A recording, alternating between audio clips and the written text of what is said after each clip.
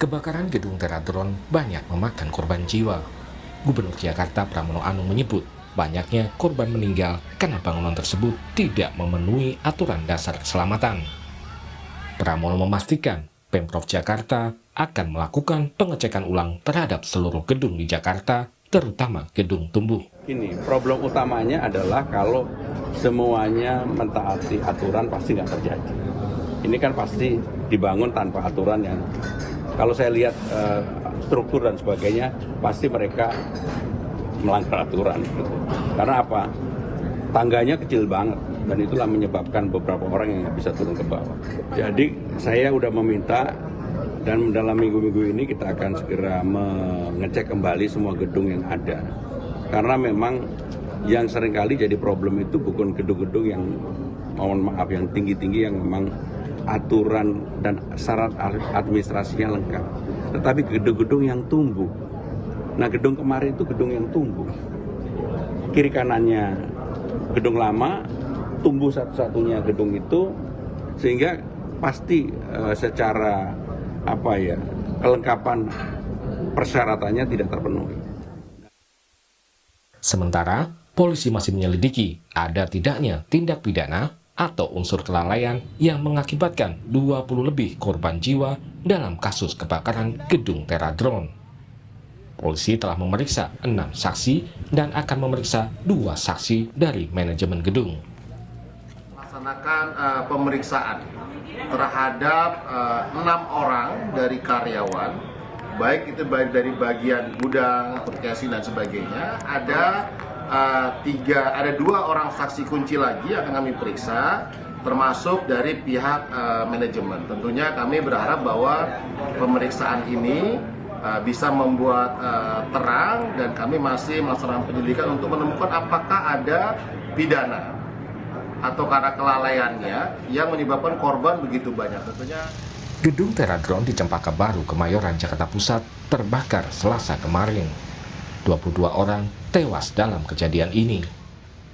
Tim Liputan, Kompas TV.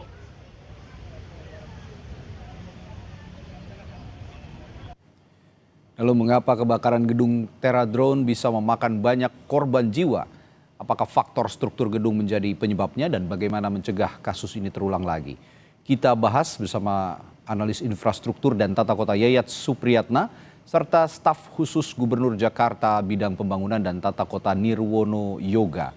Selamat malam Bapak-bapak. Selamat malam, Mas. Ya. Iya. Saya ke Pak Yayat dulu deh ya. Pak Yayat, gimana bisa ya timbul banyak korban? Karena faktor kondisi atau struktur gedungkah yang memang salah dibangun sejak awal Pak Yayat? Kalau Pak Yayat melihatnya. Ya, ini menarik. Tadi kita dengar bahwa bangunan ini adalah struktur bangunan tumbuh ya. Artinya kiri kanan dengan bangunan sekitarnya tidak sama. Nah, ini yang menjadi catatan penting adalah dalam konteks bangunan yang ditambahkan tinggi lantainya, persyaratan-persyaratan aspek tentang keselamatan itu dipenuhi atau tidak. Kalau mengacu kepada PP nomor 16 tahun 2001 tentang persoalan bangunan gedung, itu setiap bangunan harus memiliki sertifikat layak fungsi. Artinya fungsi bangunan dan fungsi keselamatan itu harus dijalankan.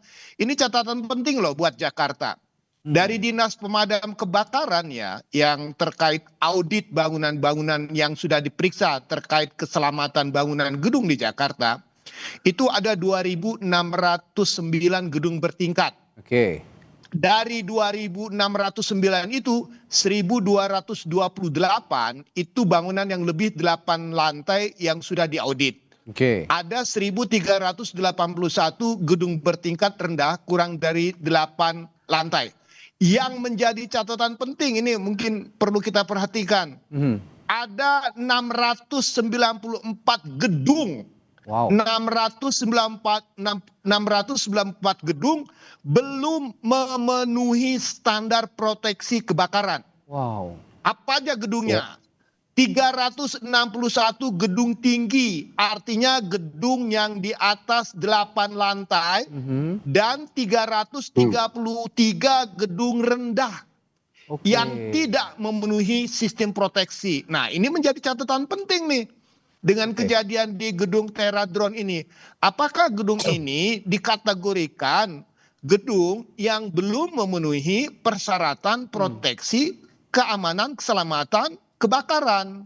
Oke. Dilakukan sertifikasi nggak layak fungsi di dalamnya terkait aspek keselamatan? Itu penting itu. Oke.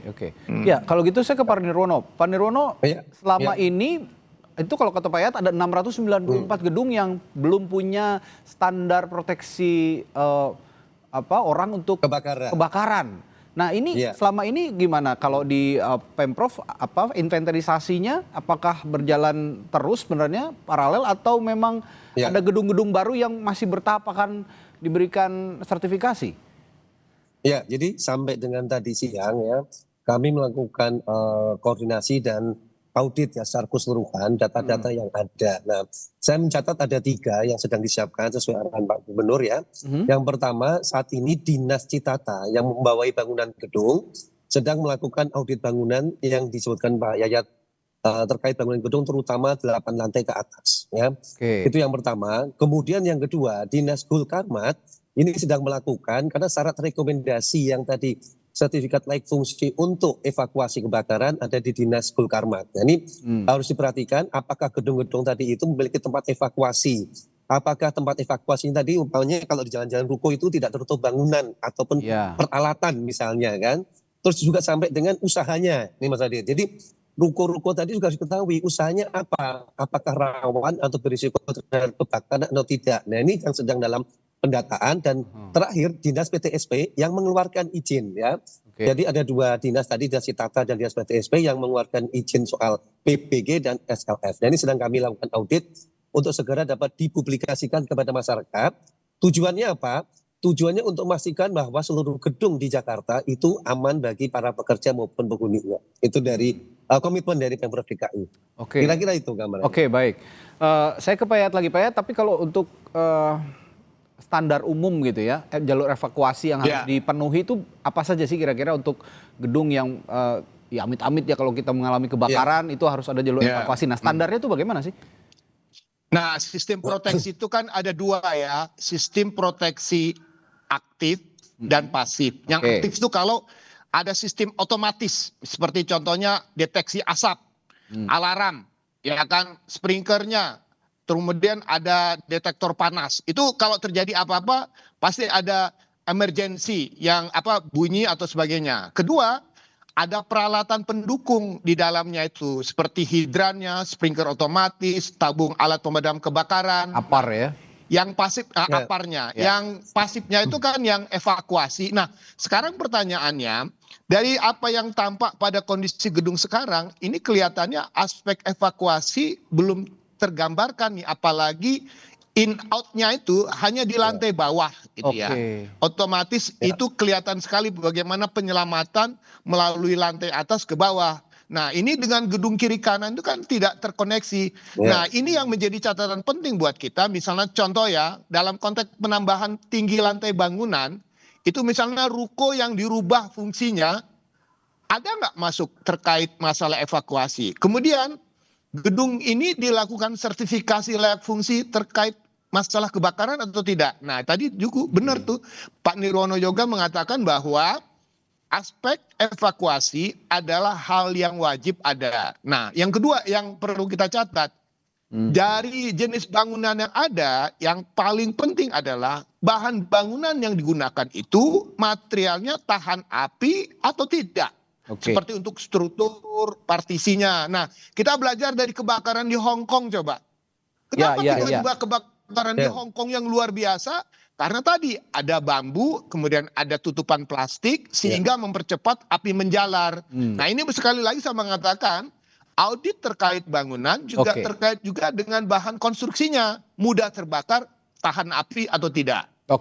Baik. Nah, tadi kan Pak Nirwono mengatakan juga Pemprov ini akan mengecek ulang ya seluruh gedung di Jakarta, khususnya gedung-gedung tumbuh. Nah, ini biasanya bagaimana tindak lanjut dari cek ulang di gedung ini? Karena jarang terdengar juga sepertinya sekarang ada gedung-gedung yang belum memenuhi standar tapi diberikan sanksi tegas. Tapi jangan dijawab dulu ya, Pak Nirwono, kita harus jeda dulu sebentar. Kita akan tanyakan itu sesaat lagi di Sapa Indonesia Malam.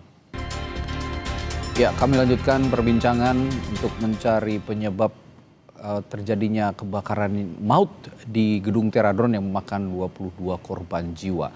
Tadi saya bertanya ke Pak Nirwono. Pak Nirwono kan Pemprov Jakarta dikatakan tadi akan cek ulang ya seluruh gedung di Jakarta, khususnya gedung-gedung yang tumbuh sekarang. Tapi biasanya bagaimana tindak lanjut dari cek ulang gedung itu? Karena jarang juga ada terdengar misalnya ada sanksi tegas jika gedung-gedung itu belum memenuhi syarat atau belum berizin atau belum berstandar. Bagaimana Pak Nirwono? Ya, ini sedang kami kawal. Jadi kita bagi menjadi tiga tahap ya. Yang pertama, seluruh bangunan gedung kita bagi dua, antara yang lebih 8 lantai dan di bawah 8 lantai dengan kategori tahunnya ya. Ada yang di bawah 5 tahun, 10 tahun, bahkan sampai dengan 20 tahun untuk memastikan ya apakah bangunan-bangunan tersebut dalam kategori aman atau tidak. Kalau bangunan baru pasti relatif aman. Yang menjadi catatan kan bangunan-bangunan yang sudah tua ataupun bangunan-bangunan yang ada tambahan-tambahan tadi. Itu yang pertama. Kemudian yang kedua kita juga petakan sebenarnya jenis usaha ya. Kalau tadi kita bicara ini adalah satu unsur baterai, kita memastikan banyak juga usaha-usaha lain yang juga mudah terbakar. Misalnya yang jualan plastik, jualan tekstil misalnya. Atau juga produk-produk baterai lainnya yang juga sangat berisiko jika terjadi kebakaran. Nah ini tentu menjadi catatan pemetaan lokasinya di mana saja, apakah Jakarta Utara, Timur, Pusat ataupun Barat misalnya. Sehingga kita pastikan prioritasnya dulu dengan keterbatasan SDM tentunya, karena yang melakukan seleksi maupun audit kan harus orang yang punya sertifikat dan keahlian khusus nih Mas. Untuk memastikan bahwa bangunan tadi aman atau tidak. Tapi intinya pemerintah DKI Jakarta akan bergerak cepat untuk memastikan seluruh gedung-gedung di Jakarta yang sudah memiliki P3G, persyaratan bangunan gedung, dan yang sudah SLF, terutama yang lebih di atas 5 tahun, akan dilakukan audit. Karena SLF itu mestinya setiap 5 tahun dilakukan perpanjangan. Nah, pada saat perpanjangan itu biasanya dilakukan audit bangunan gedung. Nah, ini sedang kita telusuri dan kita coba kawal untuk segera dipublikasikan, Mas. Sehingga masyarakat para pekerja bisa merasa aman di tempat kerjanya. Saya ke Pak Yayat. Tapi Pak Yayat, seberapa efektif sih sebenarnya aktivitas cek ulang gedung ini? Karena toh setiap ada kasus kebakaran besar yang banyak memakan korban jiwa, solusinya yang diambil adalah cek ulang gedung begitu, Pak Yayat. Begini, SLF tidak akan maksimal kalau tidak ada pemahaman dalam konteks pemanfaatannya. Ini mohon maaf ya, sekali lagi saya sedang catatan, menggabungkan atau menyimpan barang-barang berbahaya dalam satu fungsi bangunan perkantoran itu kan harus dipahami. Saya menjual alat yang berbahaya atau tidak, mohon maaf sekali lagi saya mengatakan, baterai litium, baterai drone itu adalah barang yang sangat sensitif terkait bahkan di pesawat panas. saja bisa meledak kan itu. Dimatikan, bisa meledak. Jadi kalau saya dulu pernah datang ke audit satu bangunan yang satu badan usaha yang mengelola barang-barang berbahaya. Jadi kalau barang ini berbahaya itu ruangnya suhunya harus dijaga, penempatannya harus dipisahkan. Nah, sekarang menjadi catatan, menggabungkan fungsi penyimpanan dengan fungsi kegiatan perkantoran itu kan ibaratnya menempatkan sesuatu yang berbahaya dalam satu fungsi kegiatan kantor. Nah, sekarang pertanyaannya, bagaimana nanti tindakan audit untuk pencegahan pada konteks penyebab kebakarannya? Contohnya ya, pemahaman tentang barang-barang berbahaya. Contoh salah satu lagi, kalau ada usaha toko jual tabung gas, boleh nggak jual di rumah? Ya kan? Atau bahan-bahan eceran, bahan-bahan kimia. Itu toko cat dan sebagainya. Itu harus betul-betul diperhatikan. Jadi ketika ada toko bangunan yang menjual atau memperdagangkan barang-barang yang sensitif terkait masalah sensor panas, harus betul-betul ada pengawasan dan pengendaliannya. Gitu. Pak Yayat ini mungkin lebih tepat mungkin ditanyakan kepada pakar hukum. Tapi saya ingin mengulik juga dari perspektifnya Pak Yayat. Kalau dari perspektifnya Pak Yayat, pemilik gedung bisa dipidana nggak sih dengan terjadinya kebakaran yang masif ini? Ya, pertanyaan kembali, ada nggak sertifikat layak fungsi? Untuk apa? Untuk perkantoran misalnya. Kalau untuk perkantoran, fungsinya sesuai dengan izinnya.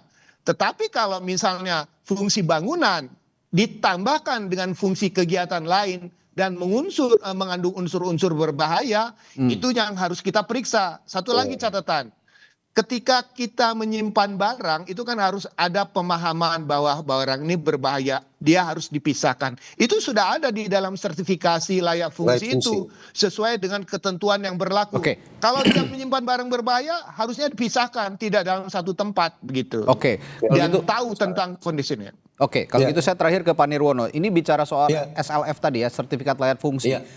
Dalam konteks memperketat inspeksi dan sertifikasi gedung, pemerintah Provinsi Ya. DKI Jakarta sepertinya harus meningkatkan frekuensi pemeriksaan SLF ini juga Pak Ya. Nirwono, dan juga IMB Betul. melalui Dinas Cipta Karya. Nah, fokus pada gedung bertingkat di kawasan padat seperti di Kemayoran juga jadi PR juga nih, kan banyak juga gedung-gedung yang berada di Betul. kawasan padat penduduk misalnya. Nah, perlu Ya. nggak ada revisi Pergub nomor 143 tahun 2016 yang mewajibkan audit K3 tahunan termasuk simulasi evakuasi?